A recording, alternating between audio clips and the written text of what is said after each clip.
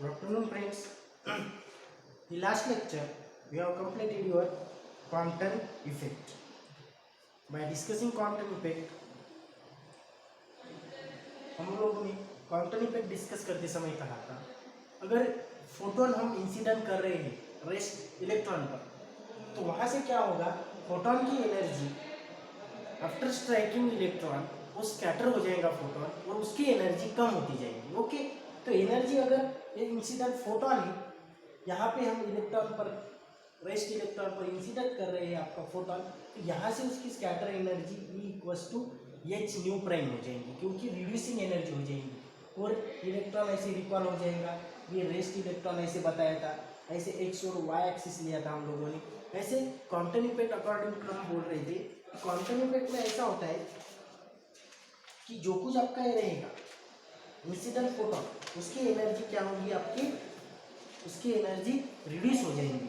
और हम लोगों ने कैलकुलेशन करते समय according to your momentum and energy, इन दोनों की जो रिलेशन है उसके अकॉर्डिंगली हमने कैलकुलेशन किया था और आखिरी में हमको वैल्यू मिली थी del lambda equals to h by m not c 1 minus cos five. Okay, तो ये वैल्यू थी आपकी क्वांटम इक्वेशन था, इसे बोलेंगे हम क्वांटम इक्वेशन. और आखिरी में हमने value h by m not c ऐसे कैलकुलेशन करते समय कहा था कि कितना आएगा आपका डेल लैम्डा की वैल्यू.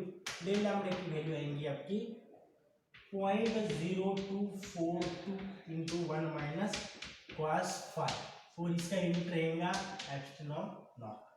ओके, तो ऐसे हम लोगों ने क्वांटम इफेक्ट देख लिया था.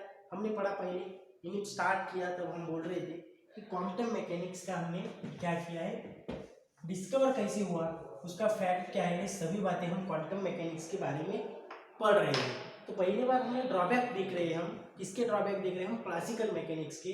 तो उसमें पहला ड्रॉबैक बताया था उन्होंने कि पार्टिकल स्टेबिलिटी ऑफ एटम जो है वो प्रूफ नहीं कर सका आपका क्लासिकल मैकेनिक्स. सेकंड बात उन्होंने कहा कि ब्लैक बॉडी रेडिएशन स्पेक्ट्रम कैसा होता है एक्चुअल में, वो even one single atom hydrogen के लिए भी उन्होंने डिस्कस नहीं या प्रूफ नहीं दे सका आपका क्लासिकल मैकेनिक्स. उसके बारे में हमने फोटो इलेक्ट्रिक इफेक्ट डिस्कस किया और बाद में क्वांटम इफेक्ट डिस्कस किया. तो ये सारी बातें हैं drawback of the classical mechanics. Okay, तो इससे हमें पता चलता है कि एक बड़े जो कंसेप्ट है वो क्लासिकल मैकेनिक्स प्रूव कर नहीं सका, क्योंकि कैसा होता है according to classical mechanics, according to electromagnetic theory, अगर एक आधा पार्टिकल एक्सेलरेशन में है, मोशन में है, तो definitely this particle reduce their energy.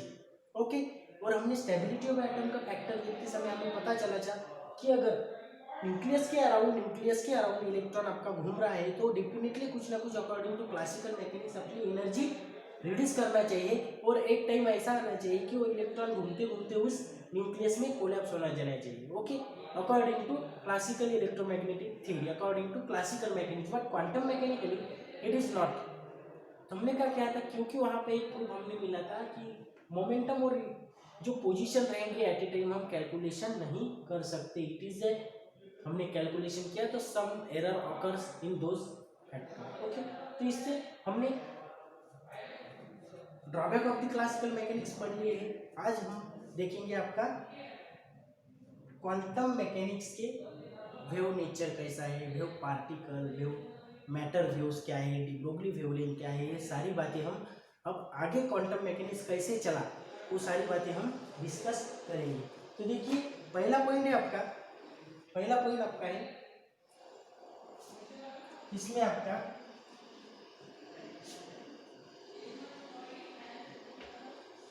The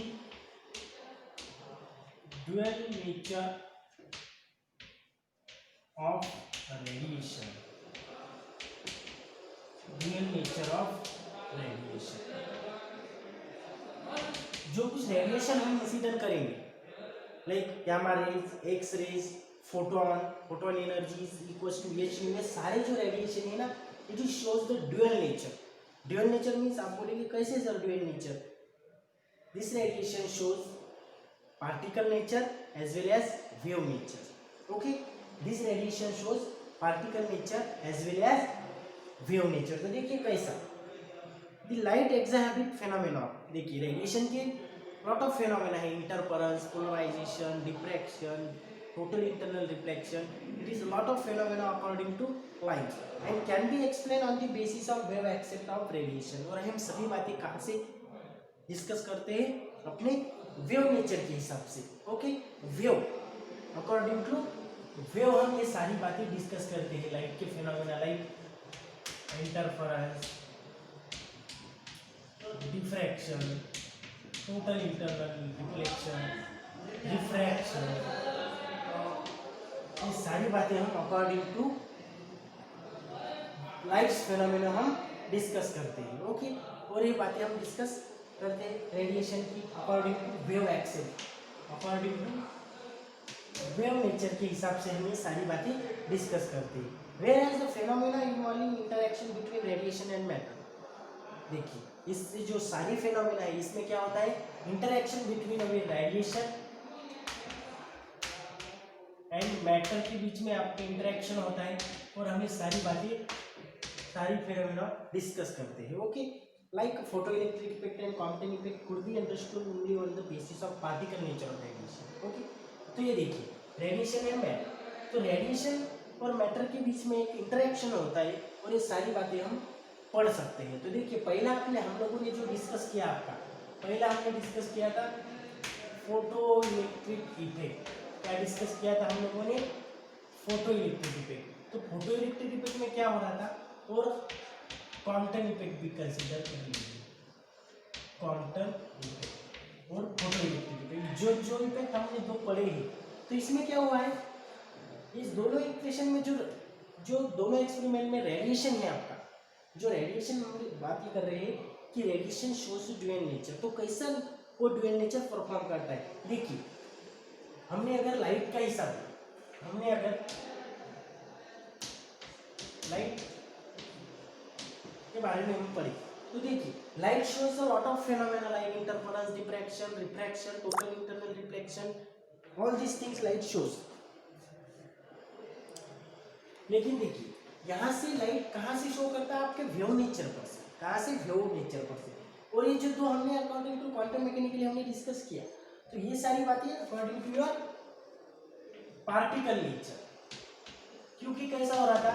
particle हम कंसीडर कर रहे थे इलेक्ट्रॉन या फोटोन. फोटोन इंसिडेंट कर रहे थे इलेक्ट्रॉन पर, या फोटोन हमने फोटोइलेक्ट्रिक इफेक्ट में जो एनर्जी थी, फोटोन की एनर्जी, वो हमने मेटल सरफेस पर स्ट्राइक किया. मेटल सरफेस में से इलेक्ट्रॉन पार्टिकल वहाँ से इंजेक्टेड हुई, इमिट्स हुए, और बाकी के आगे का फिनोमेना हमने पढ़ लिया था. क्वांटम इफेक्ट में वैसा हुआ.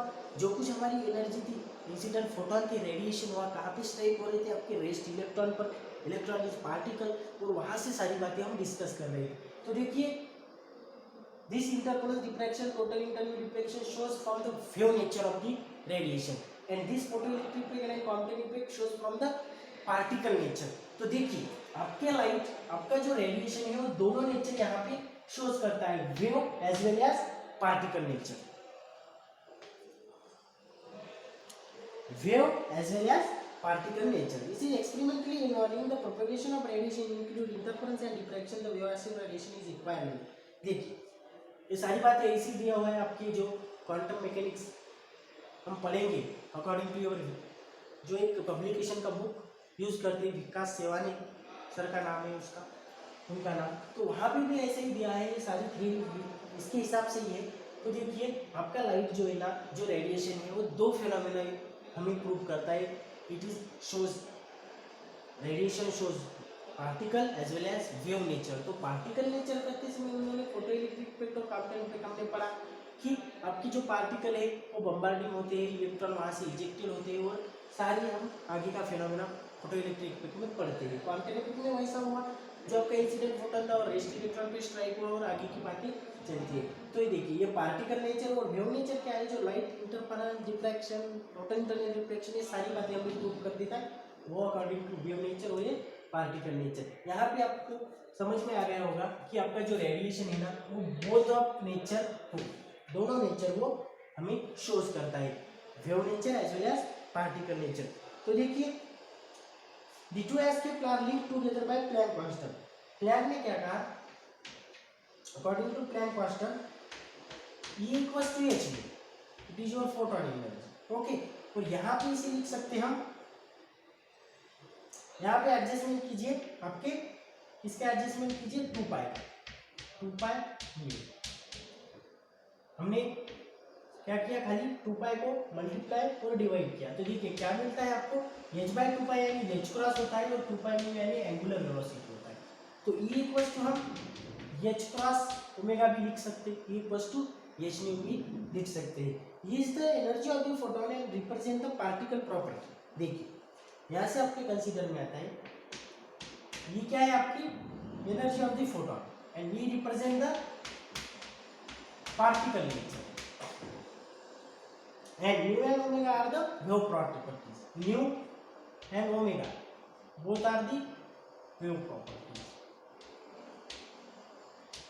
देखिए total energy it is particle property and mu and omega is their wave properties. तो देखिए अकॉर्डिंग टू हमने E equals to h nu लिख सकते हैं, E equals to h cross omega भी हम लिख सकते हैं। The magnitude of one property is larger then the magnitude of other property is smaller. आपको समझ में आया क्या?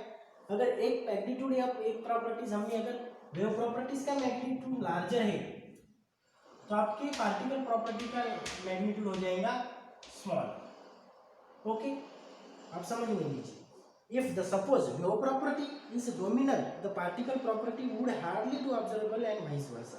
देखिए अगर आपकी वेव प्रॉपर्टीज डोमिनेंट है, कुछ बहुत कम मात्रा में वहाँ पे अवेलेबल है, तो according to our concept the particle property is observable और वाइस वर्सा। अगर एक प्रॉपर्टी कम है, दूसरी magnitude of the one properties is less, another is also large. देखिए अगर एक प्रॉपर्टीज का मैग्नीट्यूड कम आ रहा है तो एक्चुअल में इधर की जो प्रॉपर्टी रहेंगी, मैं सपोज वेव प्रॉपर्टीज का मैग्नीट्यूड कम है तो पार्टिकल का ज़्यादा रहेगा, और पार्टिकल का अगर कम है तो वेव का मैग्नीट्यूड ज़्यादा रहेगा वहाँ पे। In case of X-rays and gamma rays, the photon energy is very high, particle properties is very large.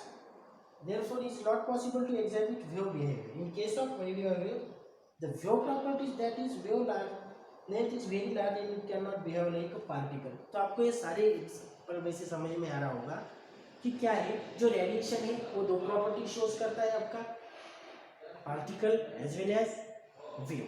Okay, तो अगर वेव प्रॉपर्टीज के मैग्नीट्यूड लार्जर रहा तो पार्टिकल प्रॉपर्टीज का कम रहेगा, वाइस वर्सा है दोनों बातें। ओके, तो यहाँ पे क्या हम लोग डिस्कस करेंगे आगे का पॉइंट। आपका समझ में आया होगा आपको कि कैसे रेडिएशन दोनों नेचर हमें बताते हैं। तो आपका है आगे का पॉइंट है आपका डी ब्रोगली हाइपोथेसिस।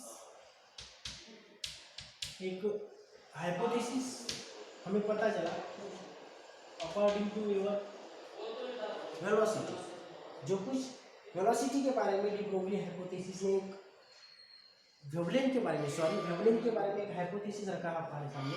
तो देखिए as we know radiation has a dual nature as a wave as well as particle. However, these two axes do not go together and are decided by the condition under which particle phenomena occur. दोनों एक साथ में नहीं रह सकते, वो particle बताएगा एक कंडीशन में या वेव बताएगा, टूगेदर वो दोनों नेचर प्रूफ नहीं करेगा। आपका रेडिएशन टूगेदर दोनों नेचर प्रूफ नहीं कर सकता है। एक बात ख्याल में रख लीजिए कि radiation doesn't prove your wave nature as well as particle nature, it is perform at one time only one nature, wave रहेगा या पार्टिकल। तो देखिए de Broglie took this concept a step further and argue that the material particle should behave as a wave. तो de Broglie ने एक आगे का step निकाला, जो कुछ आपका मटेरियल पार्टिकल रहेगा, ये देखिए ड्यूअल नेचर पढ़ते समय हमने अब तक कहा है कि दोनों नेचर को प्रूव नहीं कर सकता एट ए टाइम। तो यहाँ पे डी ब्रोगली ने आगे का कंसेप्ट लेकर कहा कि step further and decided and put their hypothesis material particle should behave as a wave. जो कुछ मटेरियल पार्टिकल रहेंगे वो हमें वेव नेचर बताते हैं। तो कैसे? According to his argument the entire universe is made up of radiation and matter. तो उनके हिसाब से क्या हुआ, उनके हाइपोथेसिस से उन्होंने कहा कि entire universe made up of radiation and matter. If radiation behave like particle and nature love symmetry. देखिए radiation behave like particle, nature love symmetry. एक ये होता है कि जो नेचर रहे वो अपने सिमेट्री पे ज़्यादा भरोसा करता है, तो nature love symmetry. And the material particle like electron and neutron should also shows wave like properties. तो देखिए आपको समझ में आ रहा होगा डी ब्रोगली हाइपोथेसिस क्या है, कि अब तक हमने ड्यूअल नेचर में देखा है कि जो रेडिएशन रहेगा वो वेव और particle nature at a time में प्रूव करेगा, लेकिन डी ब्रोगली ने स्टेप फर्दर कहा, step further moves and put their hypothesis in front of the world and de Broglie says where the material particle should shows wave nature. तो कैसे wave, अगर entire universe is made up of radiation and matter, and suppose radiation behave like a particle property, behave like a particle and nature loves symmetry। तो दोनों को इसमें देखिए, radiation behave like a particle and nature loves symmetry, therefore the material particle should also shows wave like properties। देखिए concept कैसे आ रहा है आपका। देखिए क्वांटम मैकेनिक्स थोड़ा आपको समझने में डिफिकल्टी जा सकती है, लेकिन अगर आप बराबर समझ के लोगे तो सारी बातें क्लियरली प्रूव हो जाएंगी। रेडिएशन अगर पार्टिकल नेचर बताता है और material particle should shows wave nature and your radiation is like a particle nature and all the universe made up of radiation and matter, तो shows the matter material particle should shows the wave properties. तो यहां से उन्होंने पता लगाया कि material particle भी wave nature prove कर सकता है। तो according to the de Broglie the material particle of mass m and moving with velocity v is associated with wave known as de Broglie wave and is associated with wave known as de Broglie wave and it is known as de Broglie wave, and the wavelength of matter wave associated with particle is given by, therefore the wavelength of wave associated with this particle is lambda equals to h by p उन्होंने prove किया, और ये लिख सकते हैं हम h by m v। तो according to de Broglie hypothesis उन्होंने एक हाइपोथेसिस कहा है हम लोगों को कि अकॉर्डिंग टू देयर हाइपोथेसिस अगर रेडिएशन बता तो दोनों नेचर प्रूव कर सकता है, बट एक्चुअल में वो एट ए टाइम नहीं प्रूव करेगा। तो डी ब्रोगली ने कहा है कि अगर entire world made up of your radiation and matter, and suppose radiation shows the particle properties and the material particle should have a wave nature, therefore material particle should like a wave properties, and according to this the mass of the particle is m and this is flow and the speed of this particle is nu and it is associated with the de Broglie wavelength, and according to the wavelength of this particle according to de Broglie's it is lambda equals to h by p और h by m भी हम लिख सकते हैं। Okay, यहाँ तक हमने आज देख लिया आपका ड्यूअल नेचर और डी ब्रोगली हाइपोथेसिस। तो आगे डी ब्रोगली ने कैसे कैसे आपको एक कंसेप्ट फोटोन के बारे में लिखा है, काइनेटिक एनर्जी के बारे में कंसेप्ट बताया है, और इलेक्ट्रॉन और पोटेंशियल आपके होल्ट और इलेक्ट्रॉन के बीच में भी उन्होंने कंसेप्ट बताया है। सारी बातें हम आगे के लेक्चर में डिस्कस करेंगे। Okay, you are curious please comment in comment box and please आप पढ़ते जाइए, एक कौन सी भी पब्लिकेशन का बुक रखिए सामने और ये सारी बातें क्लियर होती जाएंगी। Okay, thank you.